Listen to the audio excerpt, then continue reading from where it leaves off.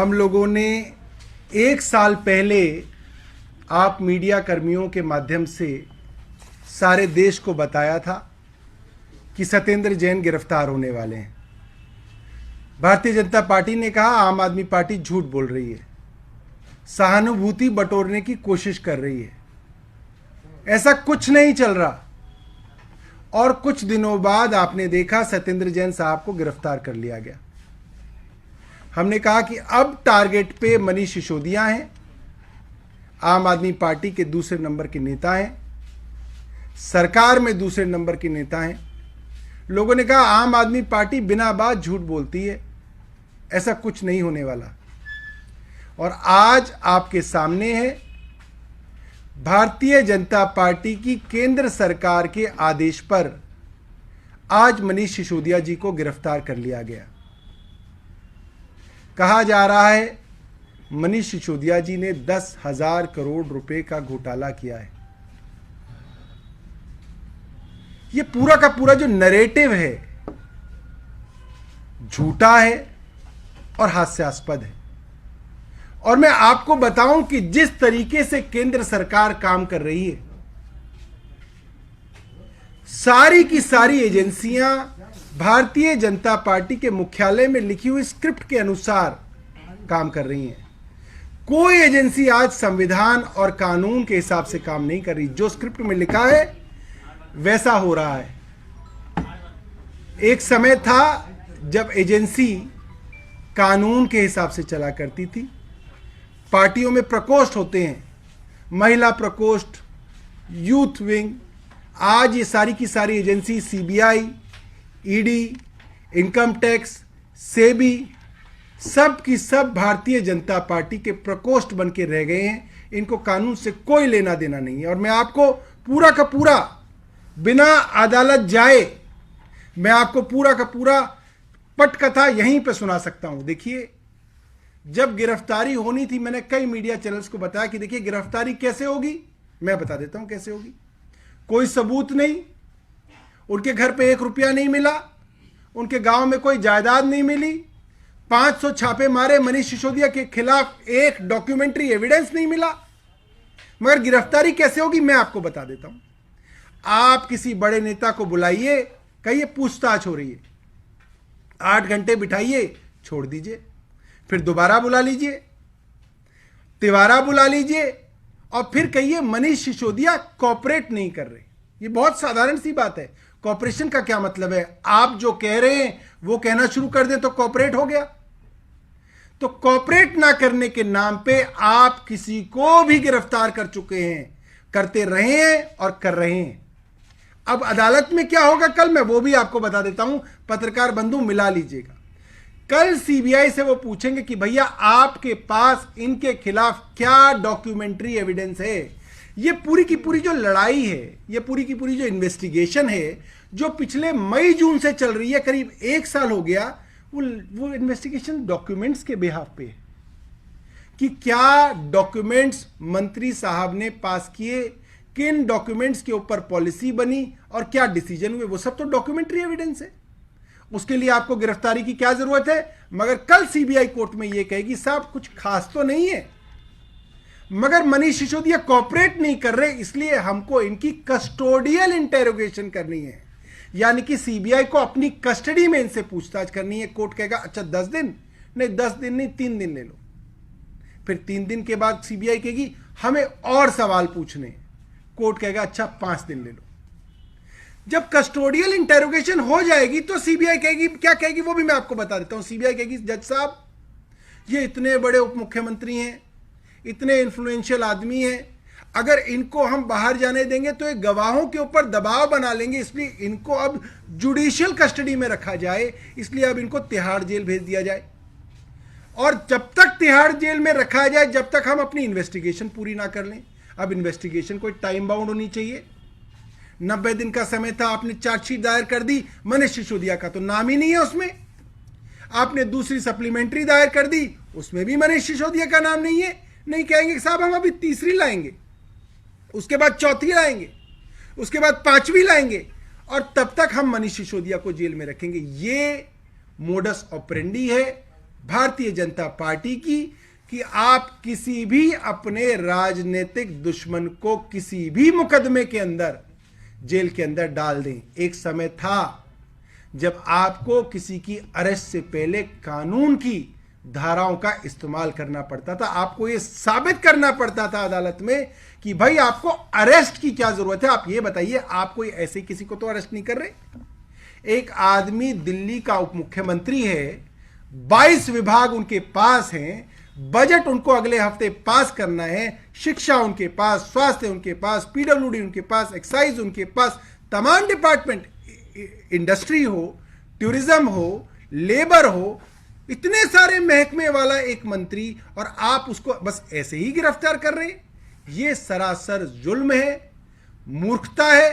और मुझे एक प्रसंग याद आता है, रामधारी सिंह दिनकर जी की एक कविता 1952 में प्रकाशित हुई थी। संदर्भ यह था कि जब भगवान कृष्ण दुर्योधन को समझाने गए तो दुर्योधन को कुछ समझ में नहीं आया, क्योंकि वो अपनी एरोगेंस में उसको आदमी आदमी नहीं दिखता था। तो भगवान श्री कृष्ण की तरफ से कहा गया, जब नाश मनुज पर छाता है, पहले विवेक मर जाता है। जंजीर बढ़ाकर साध मुझे, हां हां दुर्योधन बांध मुझे। तो जब मनुष्य का विनाश निकट होता है तो इस तरीके के जो बुद्धि होती है, जो विवेक होता है, वो आदमी का खत्म हो जाता है। और भारतीय जनता पार्टी का जो नाश है वो आम आदमी पार्टी के हाथों लिखना तय है।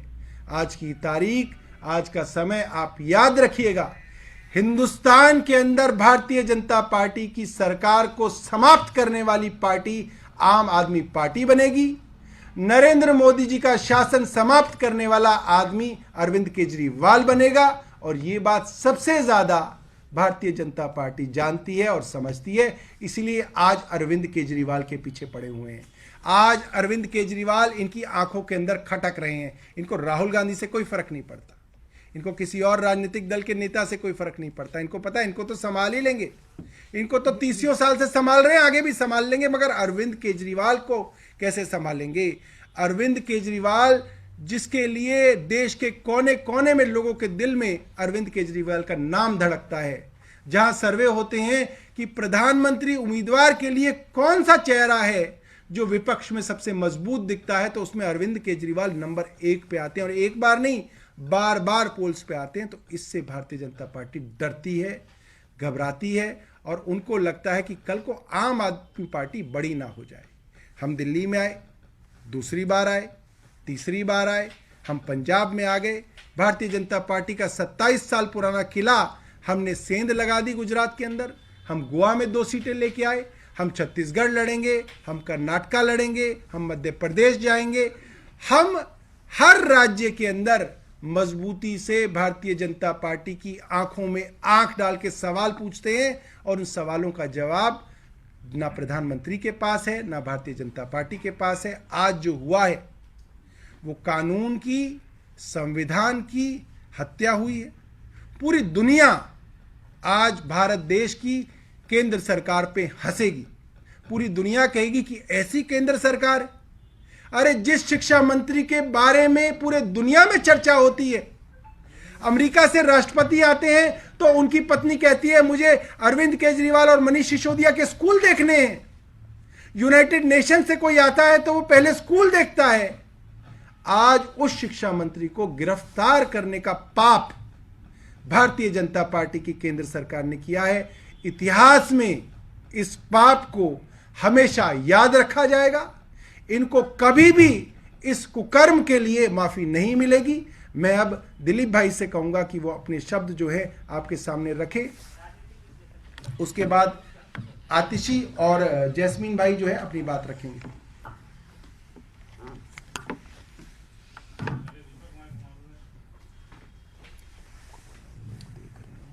किसी को मेरे बारे में पता कुछ भी नहीं है, किसी को मेरे बारे में पता कुछ भी नहीं है, और इल्जाम हजारों हैं, खता कुछ भी नहीं है। बिल्कुल सटीक टिप्पणी है। आज जो ये देश देख रहा है, भारतीय जनता पार्टी के अहंकार का प्रचंड प्रदर्शन है। साथ ही साथ देश के सबसे लोकप्रिय शिक्षा मंत्री मनीष सिसोदिया जी की गिरफ्तारी, मैं बड़ी जिम्मेदारी के साथ इस बात को कह रहा हूं कि भारतीय जनता पार्टी के शासन के खात्मे की शुरुआत है। जैसे अंग्रेजों ने लाला लाजपत राय के ऊपर लाठी से प्रहार करके उनकी हत्या की थी,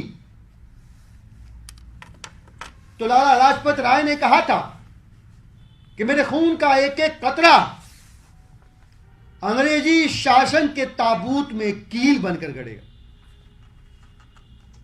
बिल्कुल वही हो रहा है दिल्ली के अंदर। वही इतिहास दोहराया जा रहा है। उस वक्त अंग्रेज अहंकार में थे, सत्ता का ताकत का अहंकार उस समय अंग्रेजों को था। आज वही अहंकार भारतीय जनता पार्टी के नेताओं को है, भाजपा की केंद्र सरकार को है, नरेंद्र मोदी को है। गिरफ्तारी की घटना के तुरंत बाद दर्जनों फोन आए हमारे पास, देश के अलग अलग हिस्सों से, ऐसे राज्यों और इलाकों से भी फोन आए जहां अभी तक आम आदमी पार्टी ने एक भी चुनाव नहीं लड़ा।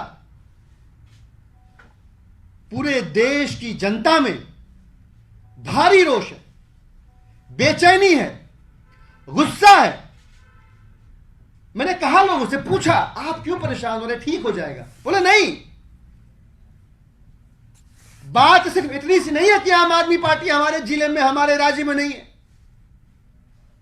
आपने जो दिल्ली में किया, आप जो पंजाब में कर रहे हैं, हम नाउम्मीद हो चुके लोगों के दिल में आपने दिया रोशन किया है उम्मीद का। हमारे बच्चे उम्मीद भरी आंखों से, विश्वास भरी आंखों से हमारी ओर देखते हुए कहते हैं कि मम्मी ये लोग आएंगे, पापा ये लोग आएंगे, तो हमारा ये जो गंदा स्कूल ये साफ हो जाएगा ना, हम भी अच्छी पढ़ाई कर पाएंगे ना। मम्मी हमें आपकी तरह मजदूरी तो नहीं करनी पड़ेगी। पापा हम भी आईआईटी में एडमिशन लेंगे, दाखिला लेंगे, डॉक्टर बनेंगे, इंजीनियर बन पाएंगे ना। आज भारतीय जनता पार्टी ने सिर्फ दिल्ली नहीं, देश के उन लाखों करोड़ों लोगों के दिल में जल रहे उम्मीद के दिए को बुझा दिया।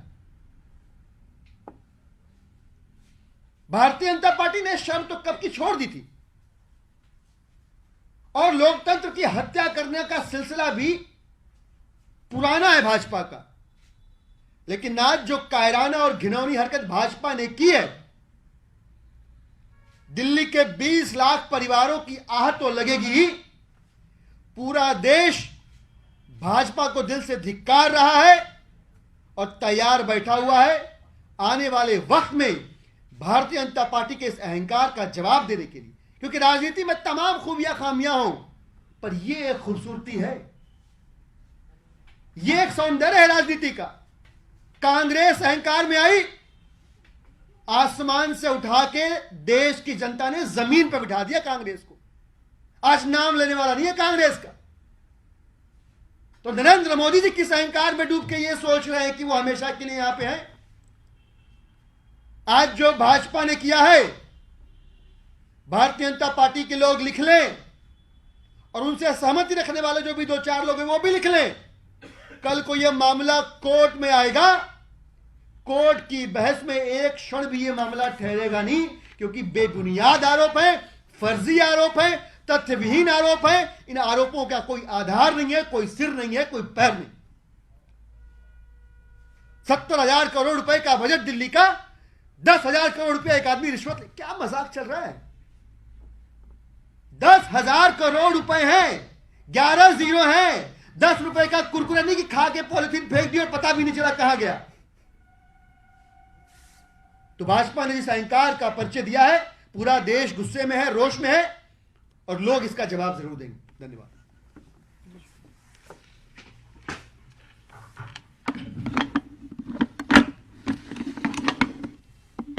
दोस्तों, हम कई साल से देखते आ रहे हैं कि मोदी जी की सरकार ने सीबीआई, ईडी, आईटी की क्या दुर्दशा बना रखी है। ये जो एजेंसियां जिनके नाम से लोग कांपते थे, जो क्रिमिनल्स थे वो कांपते थे, आज देश की जनता जानती है कि ये इनके जो ऑर्डर्स आते हैं वो भाजपा के कार्यालय से आते हैं। हम हमेशा कहते आ रहे हैं कि आज जो कानून व्यवस्था आज देश में है वो इमरजेंसी से कम नहीं है, लेकिन लोग कहते हैं कि आपको कैसे पता चला कि इमरजेंसी के जैसे नहीं।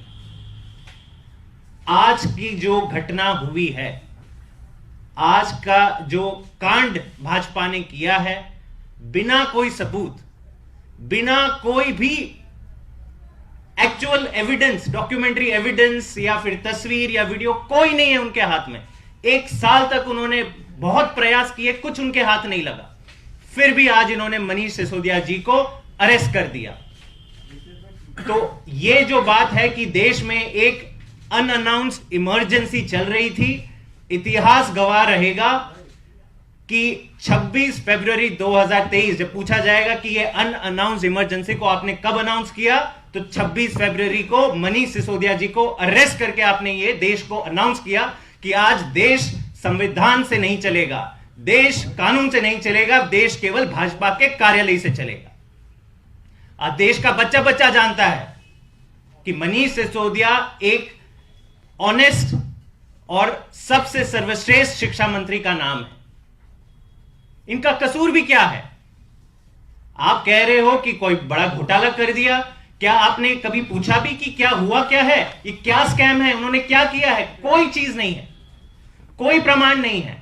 हां, स्कूल बना दिए ये सबको पता है, शिक्षा दुरुस्त कर दी ये सबको पता है।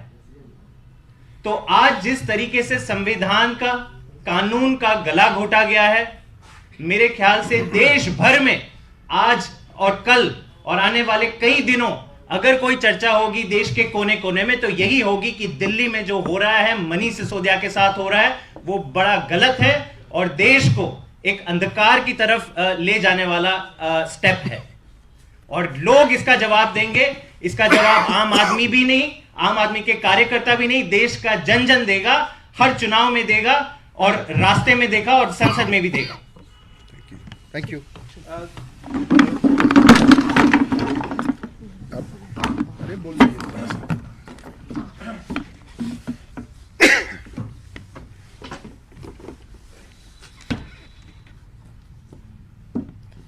26 फरवरी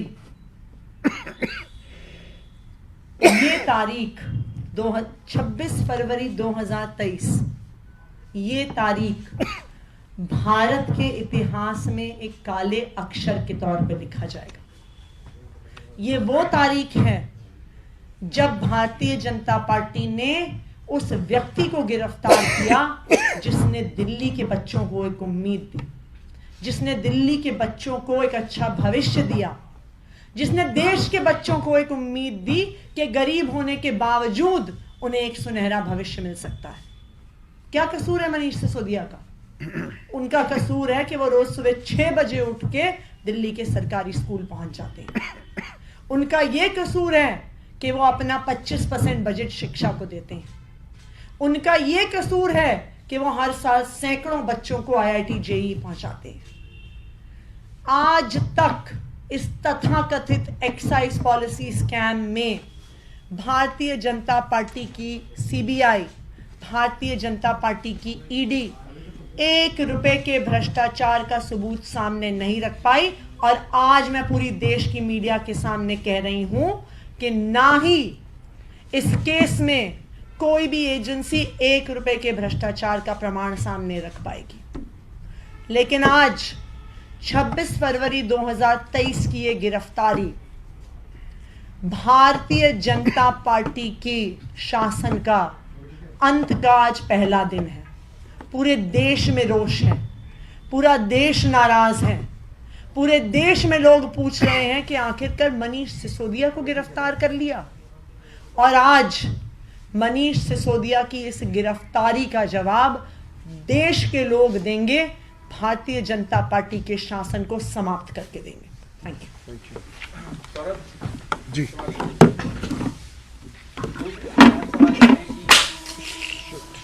टूट गया,